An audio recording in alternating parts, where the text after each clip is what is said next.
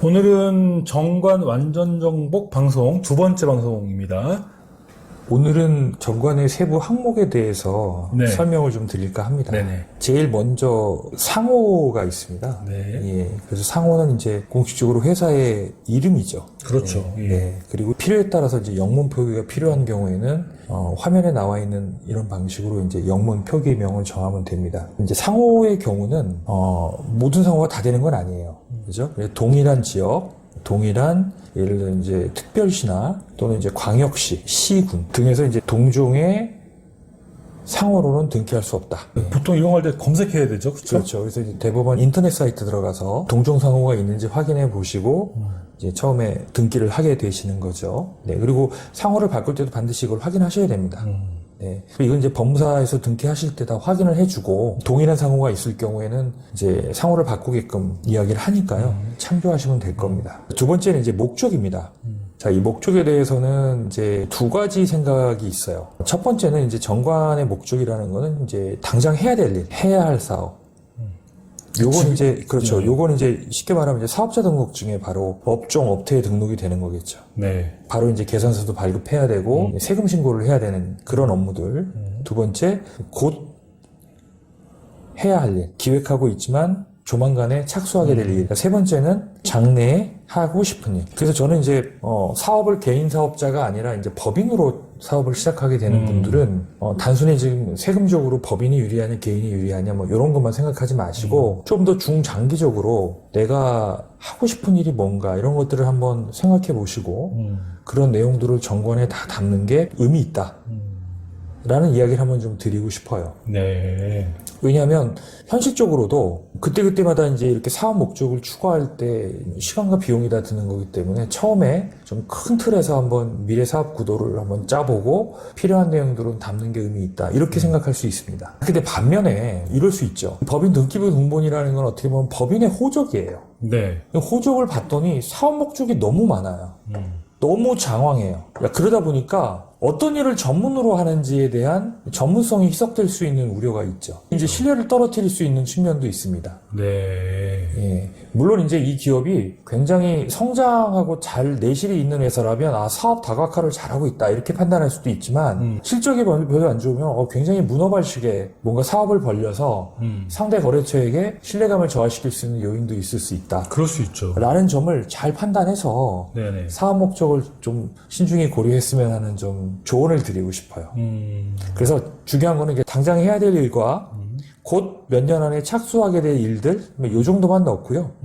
본인이 장래에 하고 싶은 일들은 조금 마음속에 담아놓고 구체화되고 그때 할 때 정관에다 담아놓는 게 어떨까 싶습니다. 네. 네. 저 같은 경우도 기업을 볼 때 이 사업 목적이 막 30까지, 50까지 넘어가는 기업을 보게 되면 긍정적 의미로는 오너가 하고 싶은 일이 많은가 보다. 라고 하지만 도대체 뭐가 전문일까? 또 한편에서는 좋은 의미로 보면 수용성이 좋지만 또 한편에서 보면 귀가 얇은 거로 이해될 수도 있어요. 정관의 사업 목적을 보고 CEO에 대한 약간의 그런 편향성, 선입견을 가질 수 있다. 이런 점 한번 염두에 두시면 좋을 것 같습니다. 처음에 법인을 설립할 때 특히 이제 그 법인 설립에 부동산을 취득할 니즈가 강하신 분들 이런 분들 같은 경우는 이 소재지에 대해서 좀 신경을 쓰실 필요가 있을 것 같아요. 네. 이것도 마찬가지입니다. 두 가지 측면이 있는데요. 예를 들어서 크게 이렇게 한번 나눠볼까요? 이 소재지는 일단 세법적으로 두 가지 되게 중요한 의미가 있습니다. 어떤 게 있나요? 예, 수도권, 네. 과밀 억제권역이라고 있고요. 그리고 수도권 과밀 억제권역 내와 밖이 있습니다. 이제 어디에 창업하냐에 따라서 세금 차이가 좀 많이 날 수 있어요. 취득세에 관련된 부분. 특히 이제 취득할 때는 당연히 취득세가 문제가 되겠고요. 네. 그다음에 실제 사업 활동이 이루어지면서 납부하게 되는 이제 법인세도 수도권 과밀 억제권역 안에 있냐 밖에 있냐에 따라 달라져요.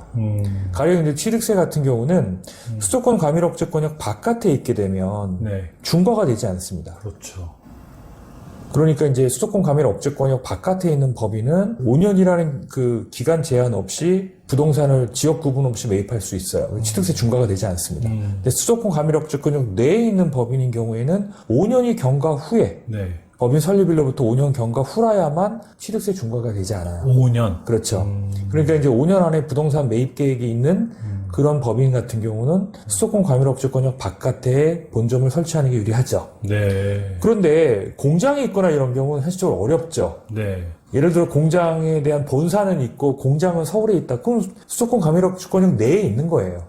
그 다음에 이제 법인세 같은 경우도 수도권 과밀업체권역 안에 있게 되면 예를 들어 창업기업에 대한 특별세액 감면 같은 경우도 어떤 경우는 이제 50%에서 100% 수도권역 바깥에 있는 경우에는 50%에서 100% 유형에 따라서 받는데 내에 있는 경우에는 하나도 못 받는 경우가 있습니다. 그렇죠. 네. 그러니까 이 장소가 사업에 있어서 매우 중요한 여건이 아니면 이렇게 취득세나 향후의 법인세 감면 조건을 보고 소재지를 선택하시는 것도 의미가 있을 수 있다. 간단하게 그냥 뭐 주소다 이게 아니군요. 그렇죠. 네. 가령 예를 들어서 어떤 설비나 어떤 뭐 물류창고라든가 네. 뭐 이런 경우는 어쩔 수 없을 수도 있겠죠.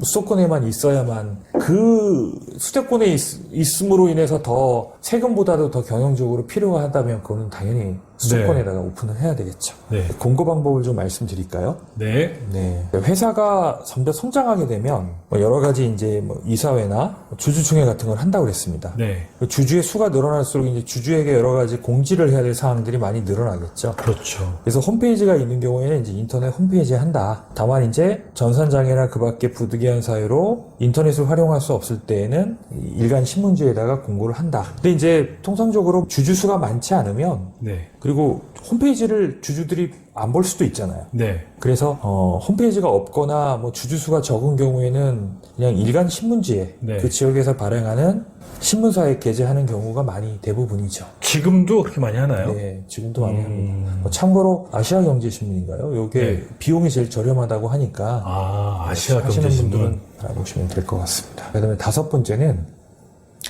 발행 예정 주식 총수입니다. 이것도 궁금합니다. 네, 이거 모르시는 경우도 많으실 것 같아요. 네, 그렇죠. 이 발행 예정 주식 총수를 우리가 이제 수권 주식수라고도 표현을 합니다. 수권 주식수. 예, 수권 주식수라고 표현합니다. 그러니까 향후에 이제 발행해야 될 총 주식수의 총량이라고 보시면 돼요. 그런데 이제 이게 2011년도 이전에는 제한이 있었어요. 지금은 이제 뭐 자유롭게 정할 수 있습니다. 네. 실무적으로는 보통 100만 주나 아니면 1000만 주로 많이 세팅을 합니다. 그러니까 이거는 이제 왜냐하면 나중에 유상증자나 신주 발행이 많아지게 되면 주식수가 많이 늘어나잖아요. 네네. 예. 물론 이제 이거는 현재로서는 계획도 없고 가능성도 적을 수 있지만 또 사업이라는 건 언제 어디서 어떻게 확장될지 모르는 거니까 그렇죠. 예, 넉넉하게 100만 주 또는 아이템이 괜찮고 초기부터 많은 투자를 받고 시작하는 거라면 뭐 1000만 주 심지어는 뭐 1억 주로 하는 경우도 있습니다. 예. 실무적으로는 이제 100만 주, 1000만 주가 많다고 이해해 두시면 될 것 같고요. 제 6조를 한번 볼까요? 설립 시에 발행하는 주식의 총수는 우리가 보통 이제 자본금이라고 하는 거는 네. 주식수에다가 뭐를 곱하죠? 액면가를 곱하죠. 그렇죠. 그래서 액면가가 결정이 되면 네. 그리고 넣을 자본금이 세팅이 되면 주식수는 자동으로 결정이 되겠죠. 네네. 예. 그래서 이제 보통은 이제 주식의 총수는 자본금에 따라서 예를 들어서 자본금이 1억이다. 액면가가 5,000원이다. 주식수는 얼마겠어요? 당연히 2만 주겠죠. 그렇죠. 2만 주가 되겠죠. 액면가가 10,000원이다. 그럼 주식수는 10,000주. 만 주. 예, 이렇게 결정이 되겠죠. 일곱 번째, 일주의 금액은 5,000원이다. 이렇게 정했습니다. 그런데 상법상으로는 일주의 금액은 100원 이상이면 마음대로 정할 수가 있어요. 네. 예, 실무적으로 이제 5,000원이 가장 많고 간혹 이제 10,000원으로 액면가를 정하는 경우도 있죠. 그런데 이제 이것도 마찬가지로 투자가 앞으로 많이 일어날 것 같고 네. 또 주주의 손바뀜이 많이 일어날 것 같다. 네.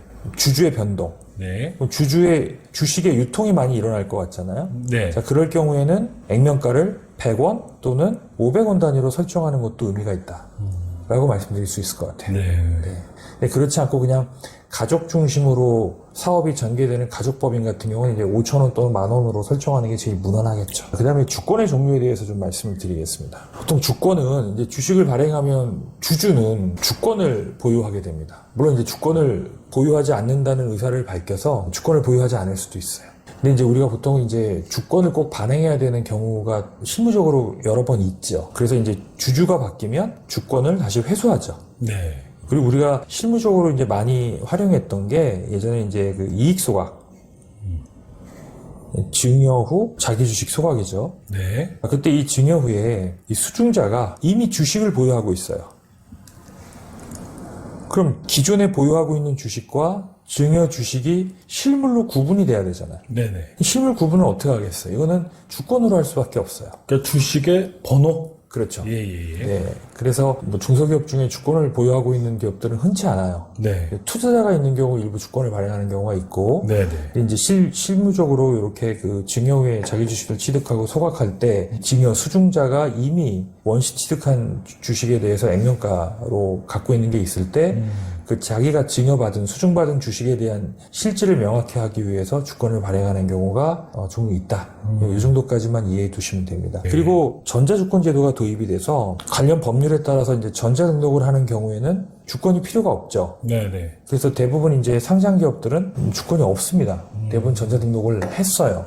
근데 일부 비상장 기업 중에서도 이제 장외에서 거래되고 있는 그런 주식들 같은 경우는 주권 발행을 하지 않고 전자등록을 하는 경우가 있습니다만 아직까지 대다수의 비상장 중소기업의 경우에는 전자등록을 하고 있지 않다. 그래서 앞으로 하게 되면은 동조항은 삭제된다라는 단서 조항을 달아놓는 게 의미 있을 것 같습니다. 네. 오늘은 상호에 대한 중요성, 주소에 대한 부분도 취득세와 관련되어 있는 부분이 있기 때문에 대단히 중요한 부분이 아닐까라는 생각이 들었었고요. 또 설립 주식에 대한 것도 언급해 주셨습니다. 자, 오늘 방송 감사드리고요. 네, 다음 방송에서 정관 관련 강의를 계속 진행하도록 하겠습니다. 감사합니다. 네, 감사합니다.